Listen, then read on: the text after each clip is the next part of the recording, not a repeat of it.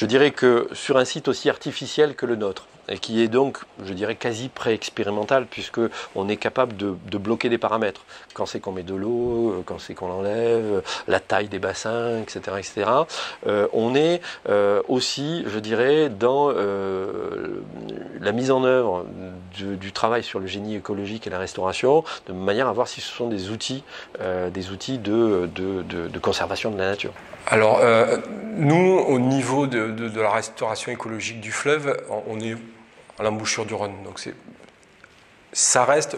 l'embouchure reste la seule embouchure non aménagée des grands fleuves français. C'est une chance. Donc, à ce niveau-là, on n'a pas besoin de faire grand-chose. Là, le seul vrai travail de restauration écologique, il est sur la qualité sanitaire des eaux. Ils font des rétentions d'eau, ils essaient de faire des passages pour que les poissons, justement, des déversoirs, pour quand il y a des petits barrages, tout ça, pour que les brochets ou tout ça puisse passer, afin que les poissons...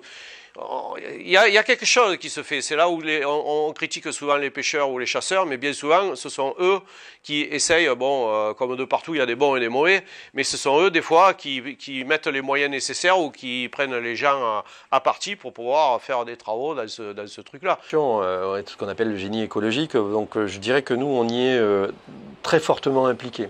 Mais c'est vraiment dans la restauration des habitats et dans la fonctionnalité des habitats. Donc on a plusieurs programmes, donc un programme sur les mares temporaires, donc la recréation de mares temporaires sur des terres agricoles, c'est-à-dire que dans des terres agricoles, on recrée des systèmes déconnectés des réseaux hydrauliques classiques. On va travailler sur la réhabilitation de marais fonctionnels, ce type de choses, ou d'autres habitats. Donc je pense que ça l'est, et nous y travaillons avec des chercheurs. Donc on est terrain d'expérimentation pour des chercheurs, avec la vision de demain d'être aussi des outils de reconquête des habitats naturels dans des lieux où c'est nécessaire.